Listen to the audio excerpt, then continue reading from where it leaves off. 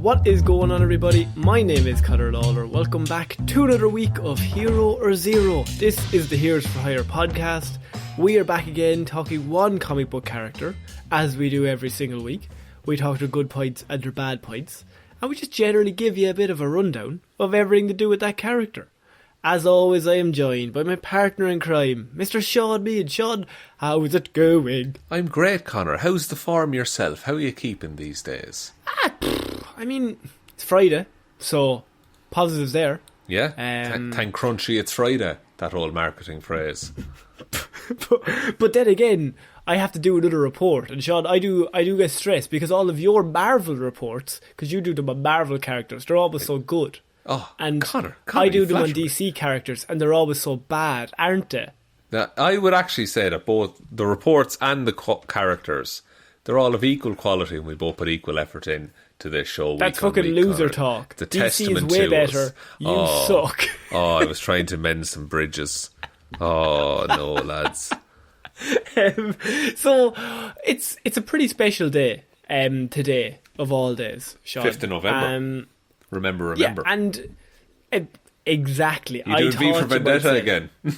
I'm doing V for... No. I'm doing a character who... His whole identity is based off of times of the year. Because I am doing... Interesting. Calendar Man, Shaun. Calendar Man. Okay. Now, I don't know a huge amount about this character other than he's the worst achievement to get in Arkham City. So here's the thing, Calendar Man is a bit of an interesting one because upon doing the research, I was always just like, always ends up in the top 10 worst comic book villains of all time, never gets a good run at it, always a bit shit. Yeah, and my thoughts exactly. And look, I feel like that is kind of slightly true in terms of how he starts, because he starts in the 50s in Batman comics. It's a rough time to start. At this point, it's all just gimmicks. Everybody's got a gimmick. Everybody's a villain of the week. And he appears once in 1958 and then does not appear again until the 1970s. Right. Okay, so he really was just one note at the start. Now, here's the thing though. Because upon doing the research for this episode, I have found a much darker side to Calendar Man and his stories. And there's a very, very, there's a big shift at a certain point around the Long Halloween, which is a story that we've kind of done a little bit on the show, and it's one of the most famous Batman stories. And it's basically just like people are killing off all the mobsters, but they're always killing them all off at certain times of the year. So, special events. So, of course, Calendar Man is the first and only suspect because his whole thing is around times of the year. And Batman goes to him, but he's locked up in Arkham. It's not him. He's not the killer. Yeah, there's no way he could have done it. He's a big part of that story because up until that point he'd been seen as a joke. And within that story, Batman treats him as basically like... I mean, he's like a serial killer trapped in the cage that Batman shows up to. And like Silence of the Lambs style. And it's like... Yeah. He turns up to like try and get information out of like, what do you know? Like, who is this? What's going on? Yeah, and like 353 days out of the year, he could operate as just a regular man. But like, every holiday, he just goes a-killing. And in that story, he basically is Hannibal Lecter. And so within that point, from moving forward, comics kind of took a more serious approach to the character, and they gave him a real dark backstory that came in later years. So for the first 50 years of his existence, he just had he was just a dude that he turned up. And so his first story is he turns up to Batman one day, and he puts a thing out into the newspaper, basically telling him that there's going to be 5 crimes over the next 5 days, and he's going to just commit them all. And he puts in the newspaper like, Batman, the Calendar Man is going to commit all these crimes. Dare to stop him? I bet you can, dickhead. Oh, I bet he can, though. So in the guise of Maharaja, the magician, Julian Day, arrived in Gotham City for a 5-day engagement, which was actually a front for a series of crimes he intended to commit as the Calendar Man. Now, Calendar Man's first appearance, September 1958. Creators were Bill Finger and Sheldon Moldoff. So, Bill Finger's involved, Shaun. Okay, and Bill Finger... No, and not with Bob Kane as it goes. So Bill Finger actually got attributed for this one. Yes. So basing his crimes on the 5 different seasons: winter, spring, summer, autumn, and this is the big part. He did 5 days, 5 seasons, and so Batman's kind of like, that's a bit weird. Why would he do there's 4 seasons? Well, it kind of gave him a bit of a tip as to who Julian Day was playing, because Julian Day was in the guise of Maharaja the Magician, and so his 5th season was the Indian Monsoon, or the rainy season, and Detective Batman is like, 5 seasons? Where has 5 seasons? Why did he choose 5 seasons? He must be Maharaja the Magician. Yeah, and who's in Gotham for 5 days all of a sudden? And so, what you'll also like, on the Tuesday, he also dressed up. He also has done like days of the week, so he's like dressed up he's got different outfits for different days. So I think one of Calendar Man's biggest weaknesses is that he changed outfits basically every day, so he never had like a cool look. Yeah. So he never had a costume. Always changes. Yeah, he never had a costume. So it was a lot harder for him to like stick around, because the Riddler's got the costume, the Joker has his costume, Penguin, all very iconic looks. Calendar Man changes day to day. Like one day he dressed up as Thor on Thursday. Very good. Because all of the days of the week derived their names from the Norse gods, or the Norse. So he basically took that and started dressing up as them on days of the week in one comic book run. But stuff like that kind of lends itself to him not being remembered, because he actually had no outfit for 50 years. There's no like image of Calendar Man, basically. And I think in like the 80s they changed it so that they gave him like the classic Calendar Man look is like a red suit, and he's got like the first day on one side, on one shoulder, and like the 31st day of a month on the other shoulder. Right. And that's about it. It's nothing really to write home about. It's not that great. But so he appears in the 1950s. It's a 1-season arc. Batman catches him because he's just some weirdo dressing up in different seasons, gets caught. Not much is learned about Calendar Man's backstory in that story. Background, in that story. Or from his next appearance is not for 20 years later in real life. And he turns back up and he gets immediately caught again. And whatever. I think he turns up in a story where the Anti-Monitor turns up and is like, he wants them to kill Batman. And his idea is, I don't want to kill Batman, because he takes a kind of... It's actually quite Joker-like in terms of... He's like, I don't want to kill Batman because that will ruin the fun.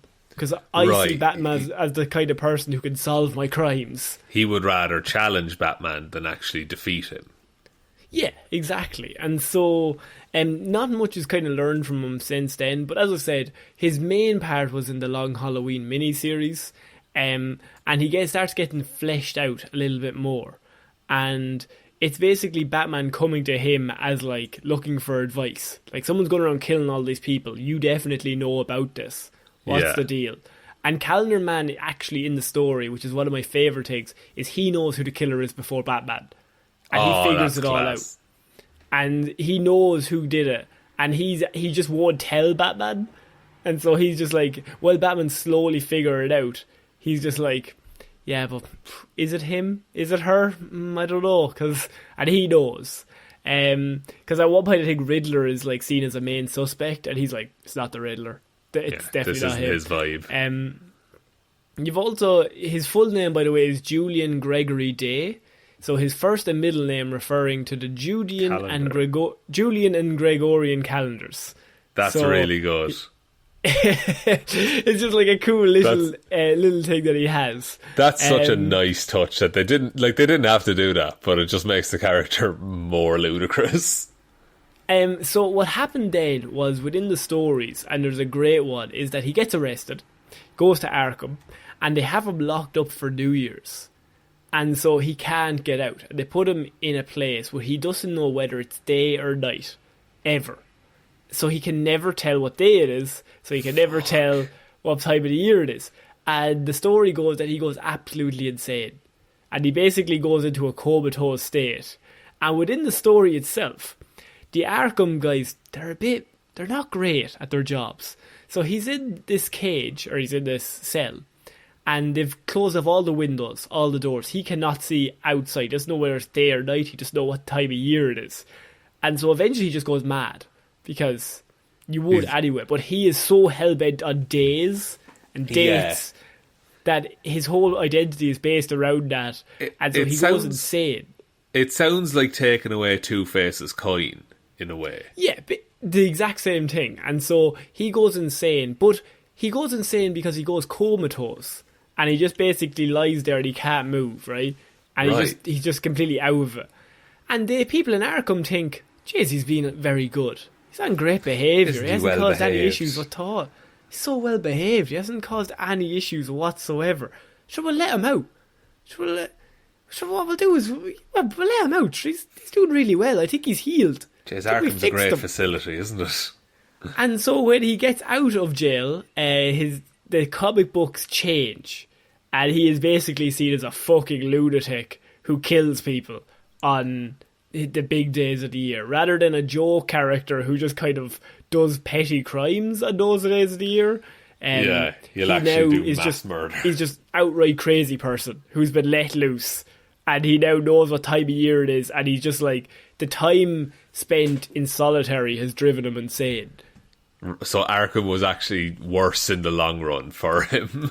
Yeah, and within that, so we get to that point in the story, and then they decided we got to give him an origin, like a proper origin.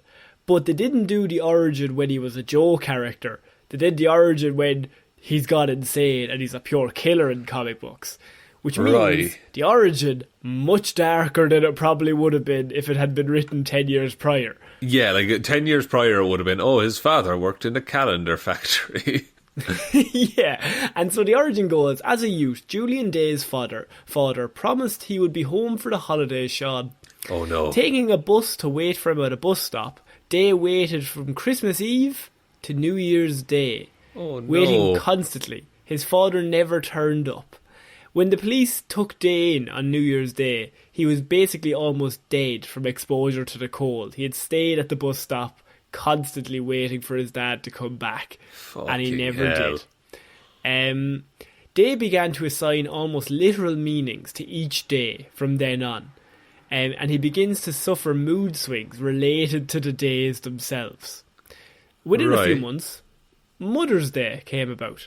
But Julian's mother wasn't exactly the warmest person to approach. So Julian tried to demonstrate his love, but his mother showed nothing but contempt with her cold dead eyes, and basically was like, fuck off, like, I don't want to talk to you at all. Right? Please, basically treated like shit. Okay. In a fit of uncontrollable rage, Julian attacked his mother. And when Julian regained his senses, he realised that he was holding his mother's beating heart in the bloody palm of his hand. Oh, shit! Yes. Oh, that's dark right out of the gate. So there's so many murders in this origin, by the way. It's like so completely the opposite to what he was before. Yeah. That it's like, holy shit, they went like completely dark. So he just like has a blackout on days when they don't go according to plan. And so he puts so much literal meaning to the days that he just basically is a crazy person. And he just does some fucking crazy shit that's really bad to all these people because it's that day of the year. You have to do it. And is it like a Monday's Child, when you know the thing, Monday's Child is something, Tuesday's Child is something, like, is there any of that element to it, or is it just big holidays? It's mostly big holidays, but it could also be like holidays at any calendar internationally. So if there's a big day like somewhere in India on like the 5th of whatever, he will also celebrate that by doing a murder of some kind. And when's International Men's Day, Connor? For fuck's sake. That day he rests. This is my day. On Father's Day, Julian discovered that his old man was living in East End Docks. Julian goes to visit him and tells his father that he wants to clear the air between them by having an afternoon to themselves. Oh, lovely. A lovely day. Julian insists that the two go out onto Gotham Bay for some fishing. Now, the day slowed to a crawl, Shaun, when Julian finished hacking what was left of his fodder. Oh. Julian used various parts of his fodder to reel in some big catches that day. Oh no. Which was good. And from that day forward, whenever Julian ate a nice serving of fish, he felt a little bit closer to his dear old dad. Oh Jesus, that's rough. Oh, that's actually grim. As Julian got a bit older, his mind became more demented, and over time, he gave certain holidays a newfound but twisted meaning. So in late November, Julian dropped in unannounced during a Thanksgiving dinner to just a random family. Julian was hiding from the cops as he had committed a robbery, and Julian proceeded by attacking each family member one by one and then helped himself to some of the food and some of the stuff, because it was a Thanksgiving after all, Shaun. You have to celebrate. The dinner, like, is the turkey and all the trimmings. Oh, it's the best part of the day. From that day forward, Julian would always feel overwhelmed with a sense of loneliness because he will never know what a true family Thanksgiving is. It just makes him lonely. So next year I got to do more murders to try and overcome the loneliness. Of course, maybe eat some fish and feel closer to my dad that I murdered. After Thanksgiving, Julian was eventually captured by the Batman. And Earl Harkness, who was the judge who presided over Julian's case, Julian's lawyer tried to pass him off on an insanity plea, thereby making Julian unable to stand trial. However, Harkness, being the hanging judge he is, refused to let this monster off the hook and swore he would have Julian sent to Blackgate, where the gallows tree would be waiting for him. So he basically sentenced this maniac to death. Julian then escaped from Arkham, and he devised a plan, Shaun, of his own, that he was going to crash the judge's Christmas party, because it was Christmas after all. Of course. The first thing that Julian did was strangle a Santa Claus impersonator on a street corner. Then he disguised himself as jolly old Nick, and afterwards he crashed the party and lured Harkness away from his guests with eggnog that was laced with ket and mean. Shit, man. The police later found the judge's body hanging from his roof, using Christmas lights around his neck, Shaun. Beautiful. Yay! Very good comic panel, I would say. Oh yeah, good stuff. Also very calendar man. I mean, you're going to hang me, I'll hang you on Christmas using Christmas lights. What can you do? Yeah. Look, it didn't happen on Halloween. You would have ended up with like a pumpkin head. So, as New Year's Eve came around, Julian crashed another party, but for entirely different reasons. Because before Julian turned to a life of crime, he would actually occasionally talk to a young lady. Julian tried to profess his love for her, but she spurned his affections and put a restraining order on Julian. Oh. So, it's a bit mean. So she's... Poor old Julian. Well, I mean, he doesn't have the best track record of, being nice to people. Well, he then escaped from Arkham, Shaun, again, and he learned that this young lady was throwing a New Year's Eve party, as Jesus he Christ. wanted to do. Like, we're fucking 3 months in, and I'm already like, all of these good people are just dying. He just murdered so many people, and he felt, what better way to melt the ice at a party than with a flamethrower? So, unfortunately, the young woman managed to escape Julian's fiery retribution, but the same could not be said about the rest of her guests. So look, he only killed the rest of the party, he didn't kill her, so... Presumably she invited, like, her nearest and dearest friends to that party. Yeah, she'll get over it, New Year's party, what can you do? All she needs is Julian, So afterwards, Julian made a New Year's resolution, Shaun, because he's big on resolutions. He swore that he would find his soulmate and prove his devotion to her. So when Valentine's Day came around, Julian eventually caught up with her, the girl that ran away. He bought a dozen red roses, an assortment of chocolates, and a piece of lacy garment to make the night memorable, Shaun. Now, Julian admitted that he never formally introduced himself to the young lady, but to make up for lost time, he smothered her to death with a pillow. Jesus fucking Christ, Julian. Can you not just not kill someone for a while? He ends up in all these lists of like worst villains ever, like goofiest villains of all time. He's the most believable Batman villain. Like, it's fucked. Like he's a psychopath. Like someone, that's why has he not gotten like movies about him? Because this is only in recent years that they changed his origin. Like, he spends 60 years being a fucking joke. Like, you make 7, but it's Batman. Like, you have Calendar Man as the villain. Him. That's unreal. Yeah. Now, the young lady actually did have a faint pulse, and she was able to be resuscitated. Jesus. Like, I feel really to the hospital. I feel bad because I'm like, oh, this poor woman's still alive because she's going to have to put up with this shit. Well, you might be surprised to know what happens next, because Paddy's Day is coming up, Shaun. Oh, Jesus Christ. And he decided, right? So Julian was left with a broken heart after Valentine's Day. He was devastated. Oh, yeah. And his spirit was lifted when his gang committed a string of successful robberies. However, Julian began to realise that someone in his gang was an informer for the Batman, because there had been a few instances where Batman has showed up. Before the heist was even committed. Now, he wasn't sure which one of his men was the rat, so he decided to host a St. Patrick's Day celebration after another successful job. He served each of his men a pint of green beer, but what they didn't realise was that the dye that made the beer green was actually green mamba venom, and he killed his whole crew because one person was... What better way to drive all the snakes out of his group by killing all of them on Paddy's Day? I'm not sure that's what St. Patrick intended, but I like the comic writers must have so much fun with that, like just like loosely tying it into the holiday.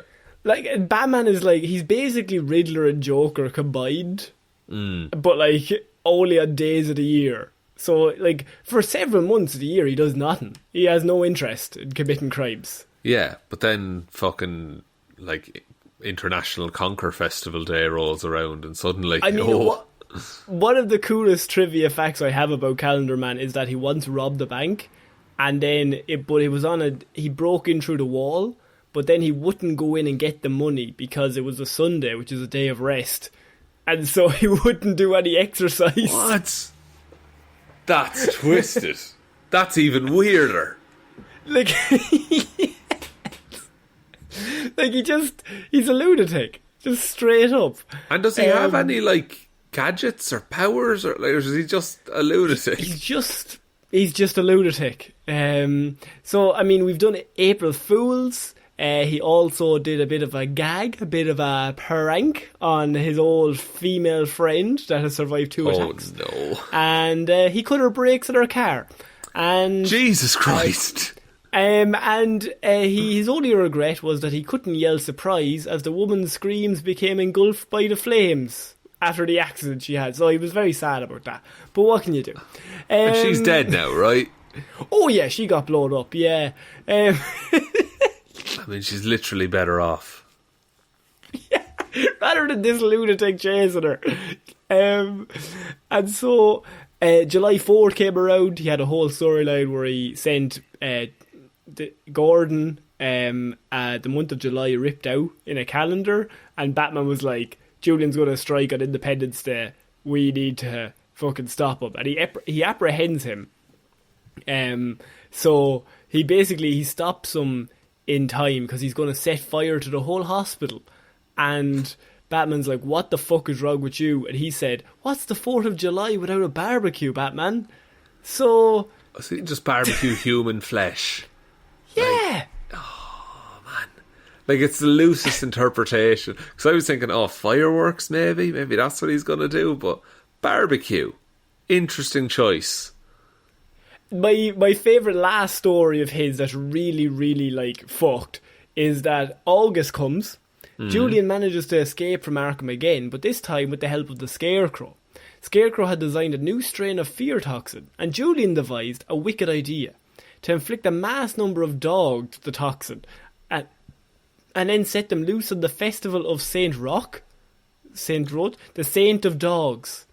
The crazed animals tore through the blistering streets of Gotham, and in Julian's mind, what better way to celebrate the dog days of summer than to give every dog his day on an afternoon, no less. Oh my God.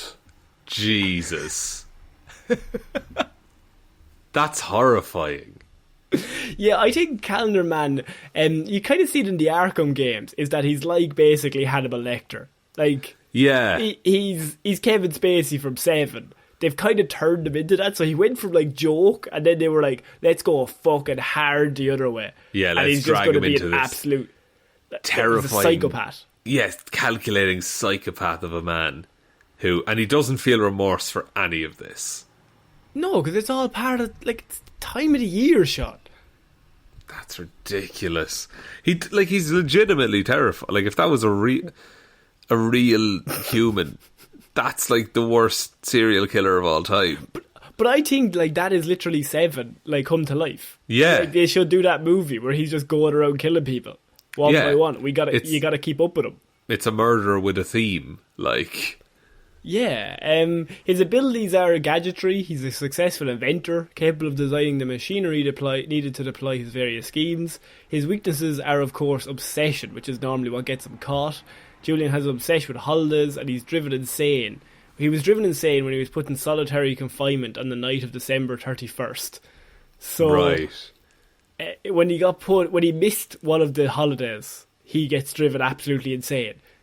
And he knew it was the 31st of December when he went in, and then he lost track of the days. Yeah. They just stopped him seeing the outside, and then they led to a lot of murders. Oh no, maybe they should just try and help him instead of just locking him up.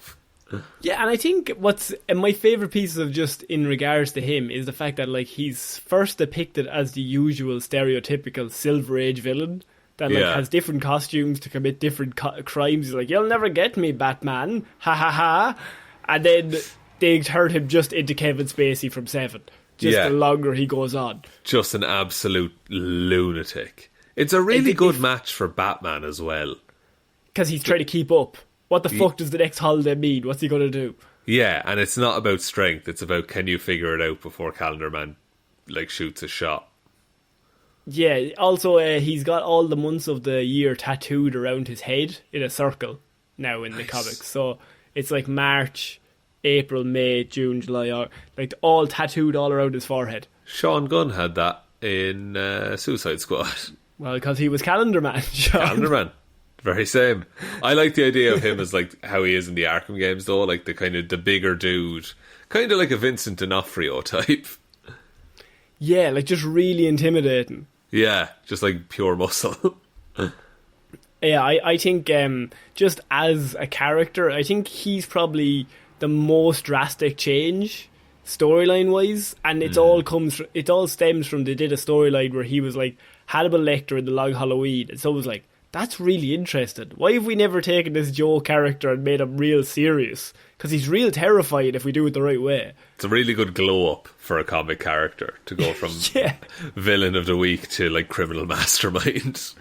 So that's my report on Calendar Man, Shaun. A character often laughed at, but once you hear some of the stories, that's pretty fucked. Yeah, he has no reason to be on any of those worst character lists. Like, he is absolutely solid as a villain. Like really scary. Yeah, like I knew none of those things that he did, but now I'm fucking terrified to go to sleep, Connor, so thanks for that. Would you like me to take us out? Yes, please. Thanks everyone for listening to this episode of Hero or Zero. We'll be back Monday with Movie Mondays, Wednesday with Weird News Wednesdays, and next Friday with another episode of Hero or Zero. Big thanks to all of our patrons over on Patreon then who support us and help keep the show going, help keep the engine ticking over every single week. If you want to join those fine people, there is a link to that in the description. There's also a Spreadshirt store link below. There is the Twitter, @HeroesForHirePod, the 4 is the number 4. Facebook is Detective Divilment's discussion group or Heroes for Hire Podcast. Instagram is Heroes for Hire Podcast. Or you can email us heroesforhire_@outlook.com. But the best way you can ever help out the show is to tell one human being that we exist. Just the one, please. And I think that's about it, Connor. I think so. So I have been Ciara Lawler. I have been Shaun Meehan. And we shall see you all next week, guys. Bye. Bye.